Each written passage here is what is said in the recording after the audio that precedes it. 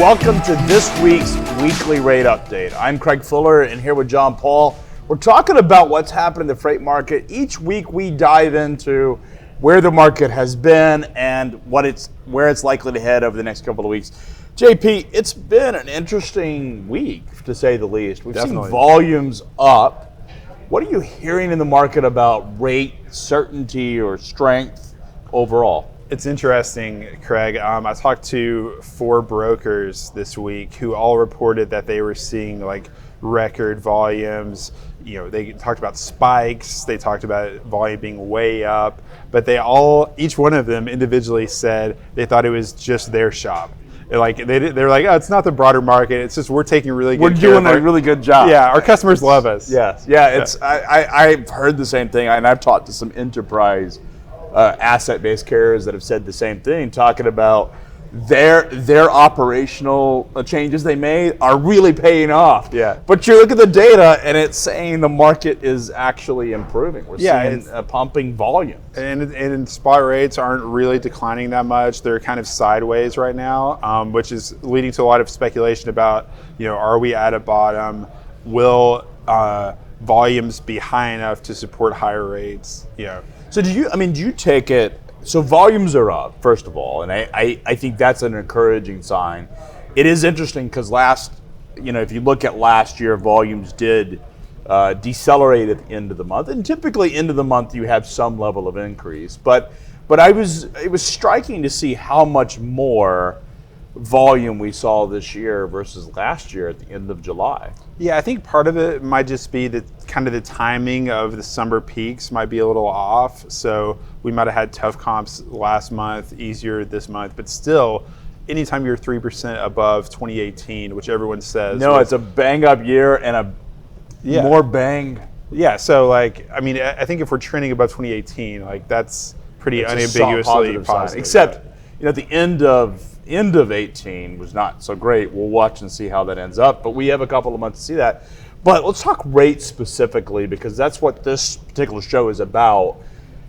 We're not seeing increases in spot rates yet. No.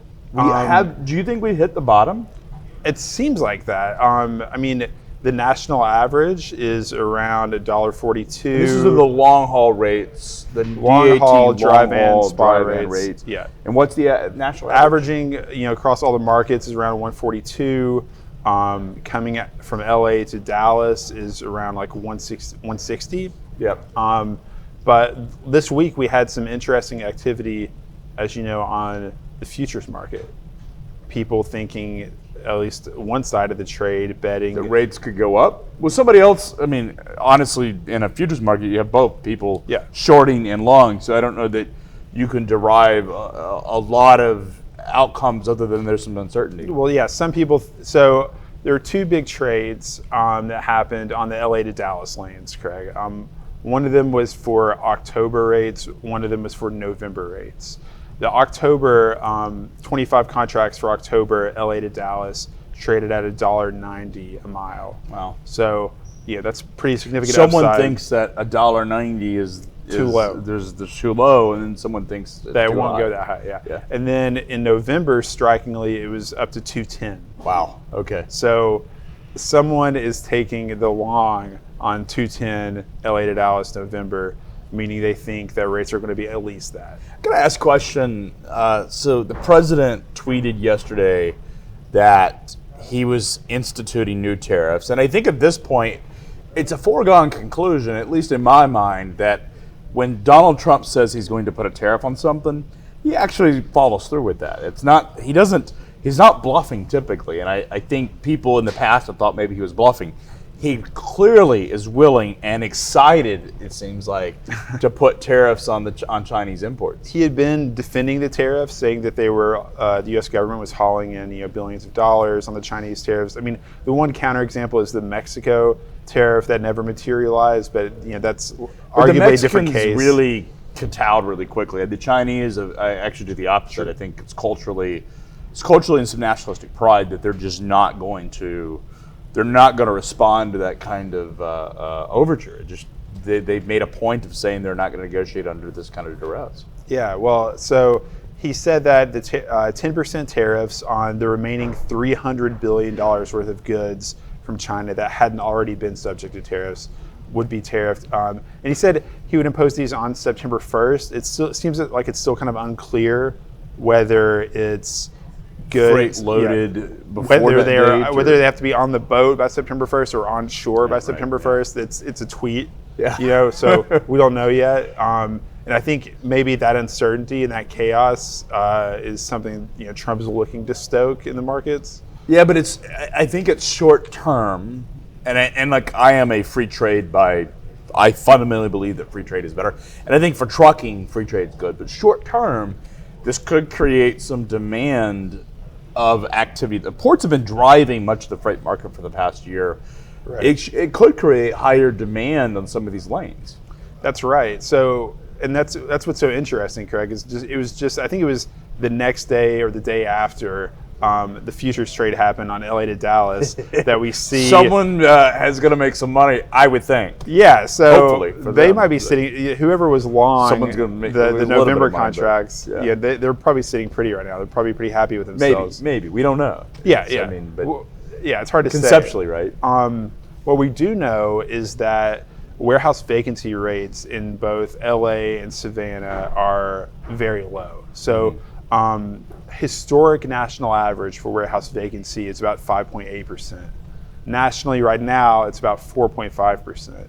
In LA, it's less than 2%. And you get this data from Prologis, is that right?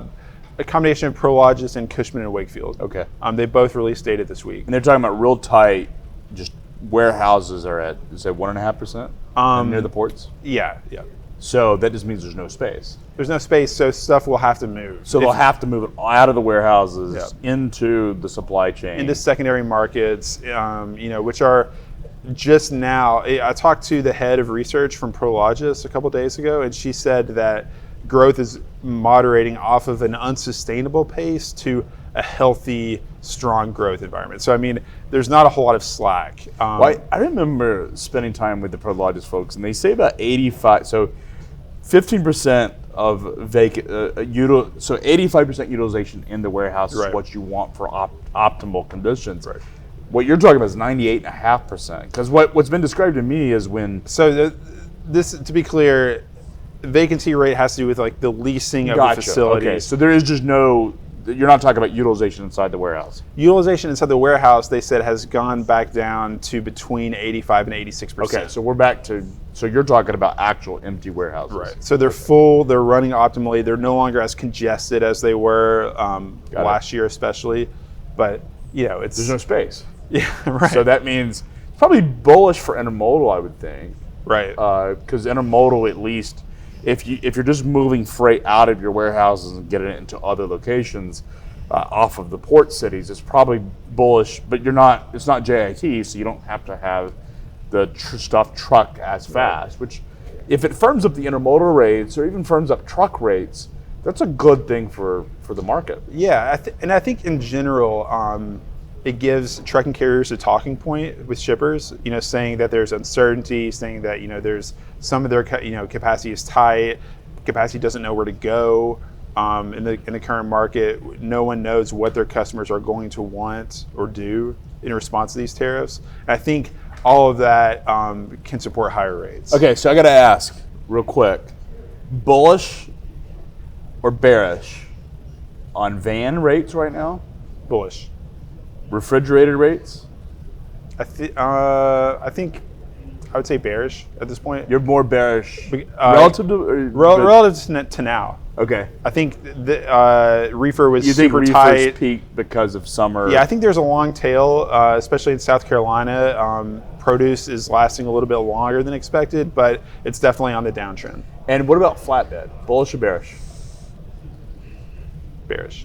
I'm bearish as well. Bearish. So I would Bearish. agree with you. The manufacturing numbers and industrial numbers aren't there. I think refrigerated, actually, I'm a little bit more positive on. I'm bullish on van. I'm bullish on refrigerated. And I'm negative on flatbed because of the oil markets and because of housing.